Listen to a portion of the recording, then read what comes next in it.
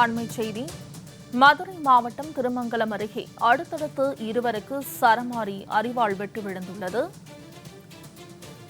மதுரை மாவட்டம் திருமங்கலம் அருகே அடுத்தடுத்து இருவருக்கு சரமாரி அரிவாள் வெட்டு விழுந்துள்ளது. அண்மை செய்தியாக பார்த்து வருகிறோம்.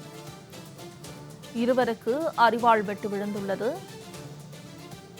திருவண்ணாமலை கோவிலுக்கு செல்வதற்காக காத்திருந்த தனியார் பேருந்து நடத்துனரை அரிவாளால் இளைஞர் வெட்டிய சம்பவம் நிகழ்ந்துள்ளது. கூடுதல் வழங்குவதற்காக மதுரையில் இருந்து செய்தியாளர் சல்மான் இணைகிறார்.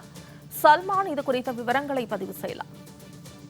மதுரை மாவட்டம் டி கல்லுப்பட்டி அருகே இருக்கக்கூடிய வெங்கடாச்சலபுரம் கிராமத்தைச் சேர்ந்தவர் அழகர்சாமி என்பவர். இவர் தனியார் பேருந்து ஒன்றில் நிறுவனத்தில் நடத்துனராக பணிபுரிந்து வருகிறார். இந்த நிலையில்தான் நேற்று இரவு திருவண்ணாமலை கோவிலுக்கு செல்வதற்காக மதுரை கப்பலூர் சுங்கச்சாவடி அருகே அவர் அந்த உறவினர்களோடு வாகனத்தில் செல்வதற்காக அந்த சாலையோரத்தில் நின்று கொண்டிருந்திருக்கிறார். அப்போது அங்கு முழுவதுமாக கஞ்சா போதையில் வந்து ஒரு நபர் ஒருவர் அந்த பகுதியைச் சேர்ந்த கப்பலூர் கிழக்கு தெரு பகுதியைச் சேர்ந்த கல்யாணகுமார் என்ற வாலிபர் திடீரென அழகர்சாமியிடம் வாக்குவாதம் செய்துள்ளார். ஆபாசமாக திட்டி இருக்கிறார். இதனை அடுத்து இது குறித்து தட்டி கேட்டபோது திடீரென தான் மறைத்து வைத்திருந்த அரிவாளை எடுத்து கல்யாணகுமார் அழகர்சாமியை வெட்டி இருக்கிறார்.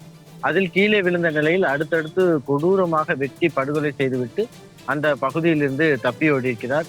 தொடர்ந்து அந்த கல்யாணகுமார் என்ற இளைஞர் முழுவதுமாக கஞ்சா போதையில் இருந்த நிலையில் கையில் அரிவாளுடன் வந்து தனியார் பேருந்து நடத்துனரான அழகர்சாமியை வெட்டி கொலை செய்து விட்டதோடு மட்டுமல்லாமல் அதே பகுதியில் தொடர்ந்து அந்த அரிவாளை வைத்துக் கொண்டு பொதுமக்களிடம் இரக்கல் பெற்றுக் கொண்டிருக்கிறார்.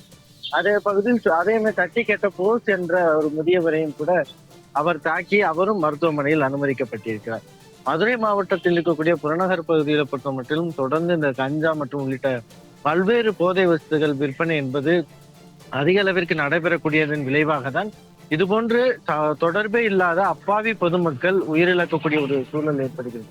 கஞ்சா போதையில் இருக்கக்கூடிய இது போன்ற அந்த கல்யாணகுமார் போன்ற இளைஞர்கள் எதிரில் வரக்கூடிய பொதுமக்கள் யாராக இருந்தாலும் அவர்களை தட்டி கேட்டால் கூட உடனடியாக வெட்டி கொலை செய்யக்கூடிய அளவிற்கான ஒரு மனநிலையில் போதைக்கு தள்ளப்படுகிறார்கள். அதனால் பொதுமக்கள் வெளியில் நடமாடுவதற்கே ஒருவித அச்சம் ஏற்பட்டிருக்கிறது. அதே போன்று இந்த கஞ்சா போதையை விற்பனையை தடுப்பதற்கான நடவடிக்கைகளை தீவிரப்படுத்த வேண்டும் என்ற ஒரு கோரிக்கையும் எழுந்திருக்கிறது. திருவண்ணாமலை கோவிலுக்கு செல்வதற்காக சாலையோரமாக காத்திருந்த தனியார் பேருந்துடைய நடத்துனர் அழகர்சாமி என்பவர் ஒரு அப்பாவியாக இருக்கக்கூடிய நிலையில் ஒரு பொதுமக்களாக இருந்த சூழலில் தான் தொடர்பே இல்லாத ஒரு நபரால் கஞ்சா போதையில் இருந்த ஒரு இளைஞரால் வெட்டி படுகொலை செய்யப்பட்ட சம்பவம் என்பது மிகப்பெரிய ஒரு அதிர்ச்சியை ஏற்படுத்தி இருக்கிறது. சல்மான், தகவல்களுக்கு நன்றி.